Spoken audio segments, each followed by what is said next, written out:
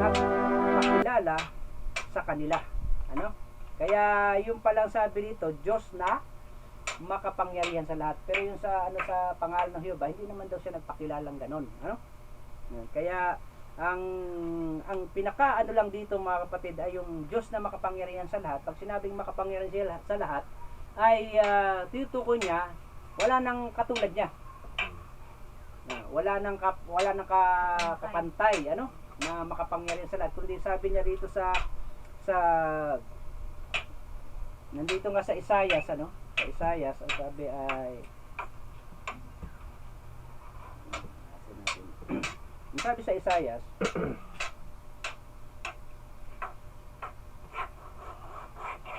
pinapakita niya dito na kung paano ay maliban sa kanya ay wala na daw ibang Diyos.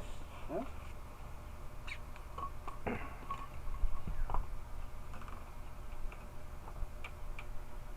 Walang ibang Diyos na katulad niya. Kaya ang sabi niya nga sa Isaiah 44 ay kay nino niyo ba ako ikukumpara? Ano?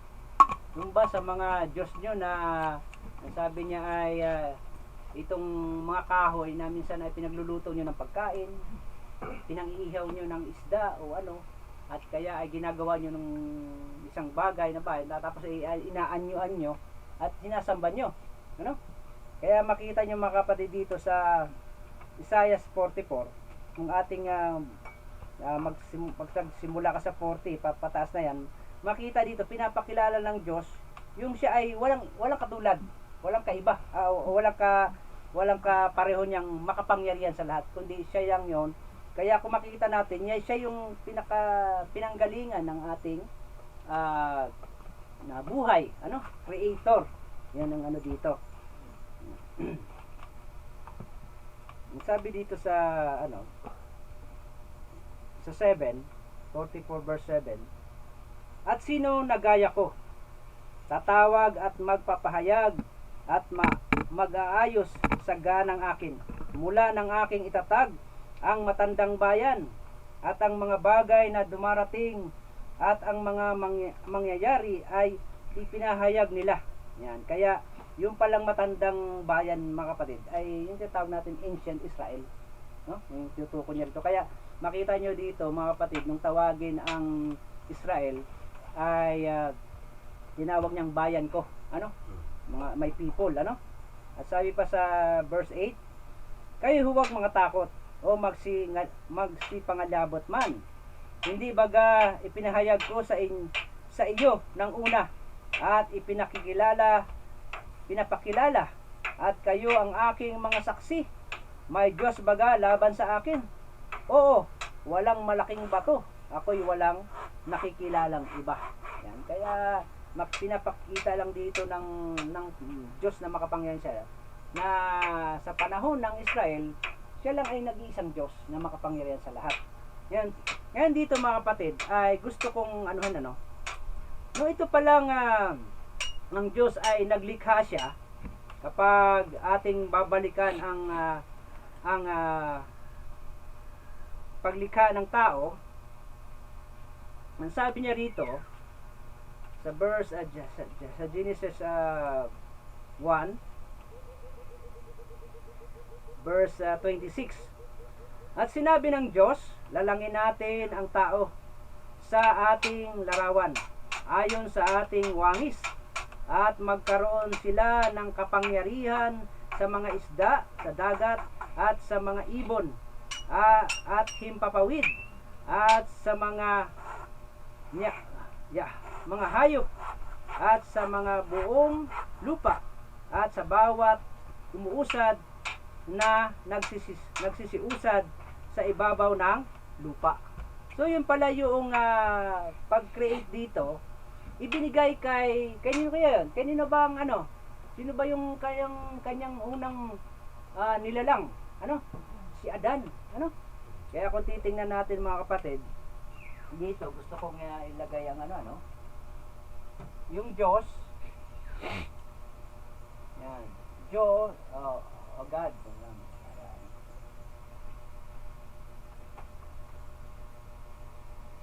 God Almighty.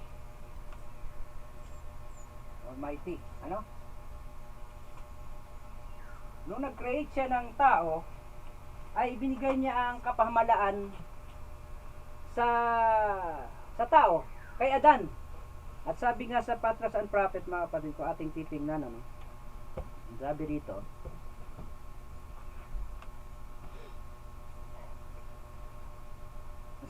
ay Patriarchs and Prophets ba yun?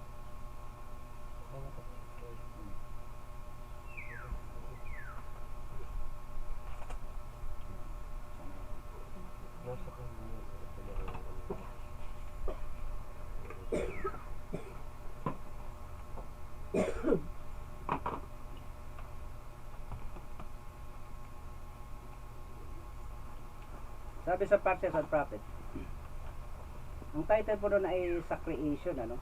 Ang sabi niya rito ay, sabi to, the genealogy of our race, as given by the inspiration, traces back its origin not to a line of developing germs, mollusks, and quadruped, but to the great creator, though formed from the dust. Adam was the son of God. Yan. Sabi nga dito, yung kanilang naisip, ano, yung science kasi ay parang yung ang atin daw lahi ay galing doon sa mga mollusks, ano, germs o quadruped, na tayo ay biglang nag-develop, ay naging tao katulad ni Darwin, ano, na mula sa unggoy, no, hanggang sa nag-develop naging tao na. Pero dito sabi, bagamat siya ay pinorma galing sa lupa, no, sa dust, ano, si Adan daw ay, ano, anak ng Diyos. No? Kaya makikita natin dito sa Psalms, basahin natin, ano, nasa Psalms 8, ang sabi dito,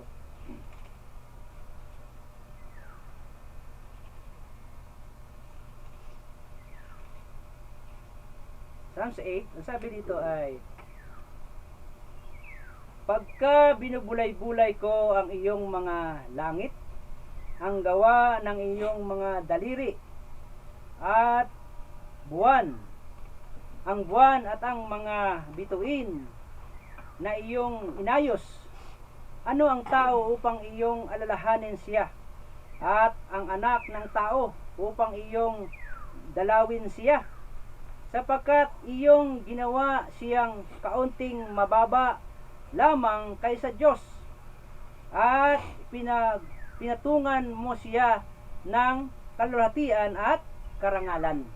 Kaya makikita nyo, mga kapatid, dito sa English kasi, mga kapatid, ay angel ang nakalagay doon kapag binasa niya, no?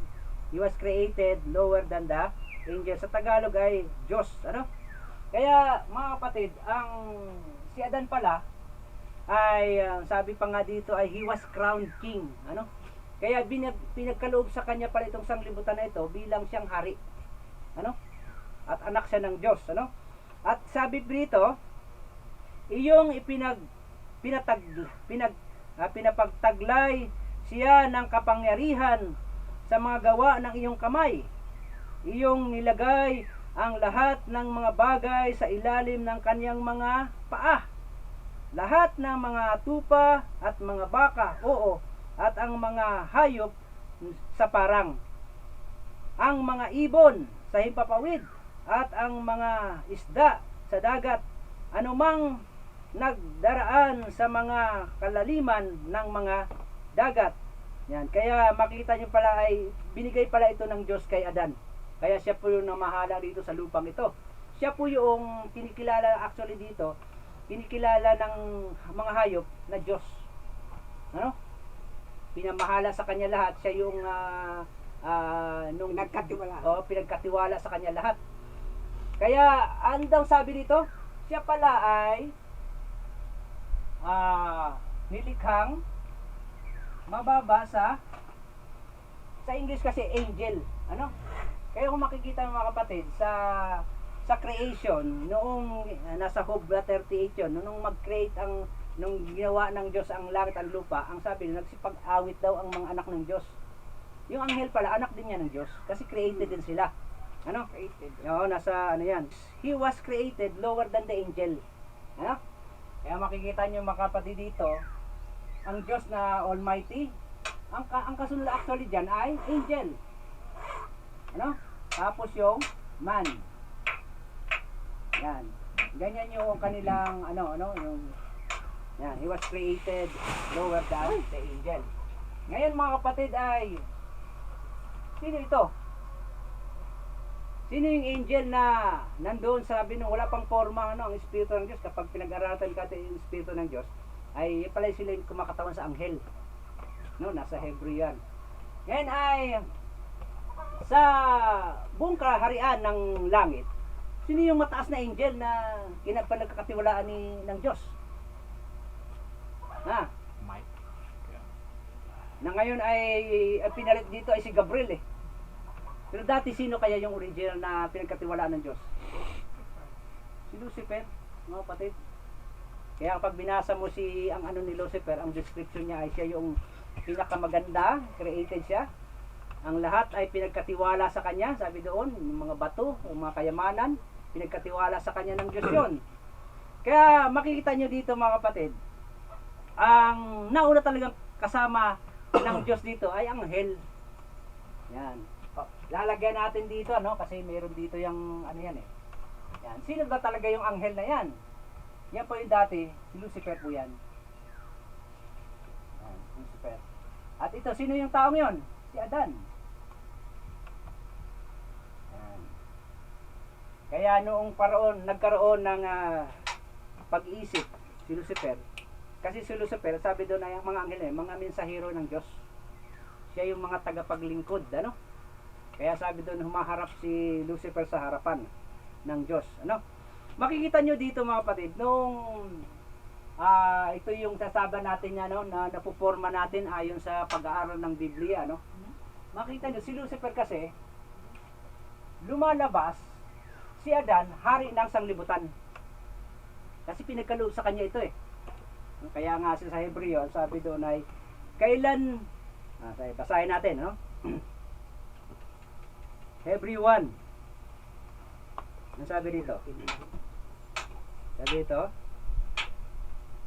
sapagkat kanino nga sa mga anghel sinabi kailanman, ikaw ay aking anak, ikaw ay aking ipinanganak, ngayon at muli, ako'y magiging kanyang ama, at siya'y magiging aking anak. Kanino daw yun? Sinabihan ba niya ng Diyos ang anghel na maging ganon? Wala mga kapatid. Kanino sinabi yun? Kay Kristo. At kay Adan, yun din ay pinagkaloob sa kanya ito. Siya yung anak. Kaya mangyayari dito mga kapatid, sa panahon ng nakumpleto ang langit at ang lupa, yung gawa ng Diyos, ang lumalabas dito mga kapatid, kaya ito yung naging conclusion natin, yung rebellion ni Lucifer, ay sa magitan ni Adan. Yun siya sabi niya na nagkaroon ng parang hindi fair. Kasi si Adan, hari ng sanglibutan. Yung ating titiran ngayon. Siya yung crown king dito. Nasa sa great nandito din yan, yung crown king. At sa kanya ay pinamahala lahat ng kapamahalaan. Kaya nga sabi sa Genesis ay magdodominion sila sa buong sanglibutan. Ngayon ang nangyari dito mga kapatid, ang anghel ng tao ay mas mababa sa kanya. Ibig sabihin, mas una kasi ang anghel, ang bunso ay si Adan. Kaya nagkaroon ng ito, dito nagsimula yung rebellion ni Satanas. Hindi yung po na sabi doon ay kung ating kasing i-analyze, kung si Kristo at ang Diyos ay nandun na, tapos bago pa nag-create ng anghel, bakit magkakaroon siya ng selos doon, Sapagkat siya naman talaga ang bunso. Karamihan ng selos mga kapatid, nangyayari yon kapag ikaw yung panganay, nasa iyo pa yung atensyon ng buong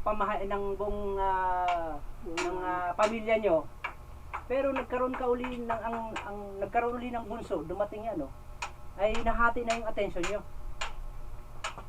Ang nagsiselos doon yung panganay. Kasi yung dating atensyon na nasa kanya, dati buo, Ngayon ay parang nahati na. Mas mahal pa yung bunso. Ito yung pagre-rebelde ng ginawa ng nagkaroon ng rebellion sa langit. Kaya nung habang si Adan, mga kapatid, ay abala dito sa pagpapangalan ng mga hayop, ng mga kahoy, ng mga bulaklak, meron na palang nangyayaring rebellion sa langit. Kaya makikita nyo, mga kapatid, nung sinabi ni Adan, lahat dito makakain mo. Sa Eden, di ba? Lahat dito makakain mo. Pwera lang ito. Nandun na ba si Eva? Wala pa, mga kapatid. Wala pa siya. Basahin nyo na sa ano. Nung nagkaroon na ng pagbibilin kay Adan, wala pa si Eva. Kaya nung kinreate si Eva, Kinuha lang naman yun. oo, kinuha, pinatulog lang yun eh. Kasi nakita nga ng Diyos na hindi pala magandang nag-iisa ito si Adan. Kasi nakikita ni Adan, yung kanyang mga pinangalanan ng mga hayop, may partner-partner. May kanya-kanya kasi sila, ang ano nila, padamihin yun, ano? Eh siya, nag-iisa, so hindi maganda na nag-iisa ang tao. Kaya pinatulog siya, lumabas si Eva. Ang nag-relate na lang noon, nang hindi pwedeng kainin natin yung nandun sa gitna, ay si Adan kay Eva. Kaya kita niyo ang punteriya ni Satanas, si Eva. Kasi hindi talaga siya ang kausap ng harapan ng Diyos na huwag mo kakainin yan. Kaya nung nagkasala, mga kapatid, ang tao ay bumagsak. Kaya dito ay Kaya ang babae ito. yes, kaya mga brother Abner, kaya ikaw ay mag-iisip. Kaya hindi na ako nagpapatok sa mga isang yan. Kaya yun, mga kapatid, ano, dito sa story of redemption, ang Diyos ay nagkaroon ng paraan para maibalik muli ang kalagayan ng tao na walang kasalanan. So nagkaroon siya ng plano, ano? At dito papakita natin, mga kapatid, kung paano ito kasi ay sa ano ay ito na yung naging kalaban mismo ng Diyos. Kaya nga sabi niya, papantayan kita. Mas gusto niyang papantayan ng Diyos, di ba? Sabi niya nasa Isaiah ba 'yon? Ako'y aakyat at ay luluklok, ano? Kaya gusto kasi niya makuha niya talaga ang kapangyarihan ng Diyos. Kaya nung ito ay nagkaroon ng rebellion sa langit, ibinagsak inalis si Lucifer sa langit at ang bagsak niyan ay ang sanglibutan. Kaya noong makita ni Lucifer si Kristo, kasi kung yun ay magkakilala na sila sa langit, bakit niya patatanungin kung ikaw ang anak ng Diyos? Isaiah 14:4. Ha? Alam niya kaya yon? Bakit? Kung ikaw ang anak ng Diyos. Kasi alam niya, may talagang, may plano talaga. Parang confirmation lang yan eh. Oo. Tunay ba? Sige. Na magkakasala Gawin mo to. ka. Kasi ang gusto ni Lucifer ay magyabang din to si Kristo. Pero yun nga siya sabi na, no, na magkaroon kayo ng katulad ng pag-iisip. No? Alam mo kasi ni Kristo kung ano yung mission niya. Tama yan. Pagka sumablay siya doon, mabibigo siya. Yes. Eh, yun ang isa sa mga naka-mindset na siya, naka-mindset siya na. Yun kaya ay mindset na nung nasa langit pa ay sinabi na sa kanya. Possible, pwede rin. Oo, pwede din, di ba? Kasi kung nandun na talaga siya. Possibility, kung ikaw ay naniniwala na naroon na, ibig sabihin, alam niya yun. Oo. Pero kung hindi ka naniniwala na si naroon na, at siya ay dito lang, ay dito lang na mindset siya. Oo, siyempre, ganun lang yan. siyempre, naging bata siya. Oo. Sinong tuturo sa kanya? Nanay niya. Magulang. Nanay Di niya. ba? Nanay My niya. mother taught Kaya nga ang kasagot niya ay nasusulat din naman. Ibig sabihin, nagbasa siya. Ibig sabihin ay Ang nagbasa tanong siya. doon, tinuro ba ng nanay niya? Ay, ang Siya sabi yung doon sa Siya dissertations yung- ay tinuro, naging teacher niya yung kanyang magulang. Ibig sabihin, sa lahat, ang curious na utak doon, tinuruan niya sa lahat ng mga basic, pero siya ba'y tinuruan na ikaw yung yung anak ng Diyos? Ay, pinaalam kay Maria. Sinabi ng anghel, Tatawagin ka. ang dadalahin mo ay Oo. Magliligtas ka. ah, Yun yung iniligtas ang iyong bayan sa iyong kasalanan. No? Kaya makita nyo dito, mga kapatid, Manuel. itong Diyos, yung God, Almighty pa rin siya. No? Ano Almighty. pagkakaiba ng mighty sa almighty? Yung mighty kasi, Walang makapangyarihan. Walang all. Oo, walang all. Sabihin, sa lahat. Makapangyarihan lang siya. Oo. Oo. Pinakamakapangyarihan. Kaya to, sa Isaiah 9, 6 ba? 9? O 9-6. 9:6. Nasabi niya ay siya ay Diyos na makapangyarihan. Hindi Ano? almighty. Hindi siya almighty. Diyos So may din pagkaiba. Kaya ka makikita mo dito yung pagkaiba, yung all. Pag sinabi kasing all, panglahatan na yan, wala nang ibang ano. Matanda sa. Oo, wala nang ano. Kaya ang sabi dito ay ating basahin ano. Ito palang title nito mga kapatid ay First and Second Adam. Ano? Dito sa 1 Corinthians verse 1 Corinthians 15 verse 45, ang sabi po dito, gayon din naman nasusulat, ang unang taong si Adan ay naging kaluluwang buhay. Ang huling Adan ay naging espiritong nagbibigay buhay. Bagaman ang ukol sa espiritu ay hindi siyang una, sabi dito, kundi ang ukol sa lupa. Pagkatapos, ang ukol sa espiritu. Ang unang tao ay taga-lupa na ukol sa lupa. Ang ikalawang tao ay taga-langit. Yan. Kaya ito pa lang mga kapatid, ang sabi dito ay ano? Yung unang tao daw ay na si Adan ay naging kaluluwang buhay. Kaya makikita niyo mga kapatid kung paano siya naging kaluluwang buhay. Yung paghulma ng Diyos sa lupa, hiningahan siya. Nung ang tanong, nung kay Maria kaya, ano kayang ginawa ng Diyos doon? Ang sabi sa kanya ni Gabriel, pupunta sa iyo. Nilukuban, ibig sabihin, paglukob ng mga kapatid, hininga din ang nilagay ng Diyos. Ano? Ha? Walang talang hininga. Wala sinabi nga, pero Kasi yung pag kapag sinabing sinabing hininga, nalukuban, Pag sinabing hiningahan kasi, ibig sabihin parang ano siya eh, yung manika, gano'n. hininga mo, Pero gano'n pag kasi sinabing wala pa. nilukuban, ano siya eh. Kumbaga yung, hindi siya create. yung Diyos, Creation. ang sabihin ay, yung paglukob sa iyo, Pag lumukob ka sa halimbawa ito, ginanyan ko, lubukob yan eh. sabihin paglukob, Pwede mo namang Lukob. yung hiningahan. namang hiningahan, Marami. pag hiningahan mo din naman Maraming yung ibig kanika, sabihin yung lulukuban mo paglukob. yun. Ngayon, Diba? Lulukuban mo rin yun. pagpasok doon, dahil si Kristo sa pagiging tao ay dumaan siya sa proseso ng reproductive system. Okay. Ibig sabihin, ang possibility noon, pumasok yung espiritu doon sa kanyang bahay bata. Hindi, nilagyan ng sperm yun. Oo. Tingin ko. Yung sperm ni Joseph, kinuha, nilagay ng anghel. Kasi, walang ganon. walang ganon. Pero sa, Hindi tayo sa doon. hindi, pero ibig sabihin, sa ano ko lang yun, Huwag tayo doon. to form our own Huwag tayo opinion doon. eh. Hindi, ang ano doon, hindi Lalabas doon ang tatay niya, si ano? Oo, lalabas Ang nga. tatay niya, si Joseph. Huwag tayo doon, huwag tayo doon. Ang Joseph ano ang niya, tatay. ito, no? Paul yun, Paul. Ito, basahin natin sa Hindi kasi Juan. yung sister, yung ano ngayon sa doctor. Basahin Kaya nga, natin sa Juan. possibility is always there. Okay. Pero lalagay lagi tayo doon sa kaisipan na Hindi rin tayo ano doon, sabing ano ni ano, nilagay. Ito yung Oo nga, sabi hindi dito. ano lang yun, mga Kumbaga, ano possibilities natin, lang yun. ito Mga ang sabi opinion dito. yun na pwedeng mabuo. Sabi dito, datapat, sabi dito, kapag binasa mo yung Juan, ano, sabi dito, Ang- datapat ang lahat ng sa kaniya ay nagsitanggap ay pinagkaluban niya sila ng ng karapatang maging mga anak ng Diyos sa makatuwid bagay ang mga nagsisampalataya sa kaniyang pangalan na mga ipinanganak na hindi sa dugo. Ibig sabihin, doon mo makita, hindi sa dugo. Kasi kapag yung dugo yun. Dugo yan. Okay. Kasi At sabi pa rito, pinatutukulan dyan ay Spiritual. by faith. Magiging mga anak itong mga to Pamagitan pag manampalataya sila doon kay bautismo at saka yung pamagitan ng Oo. yung sinasalita. Sabi nga dito ay yung pumunta siya sa ano, sabi rito ay sa bandang una nito ay ang sanglibutan daw ay nagawa sa magitan niya.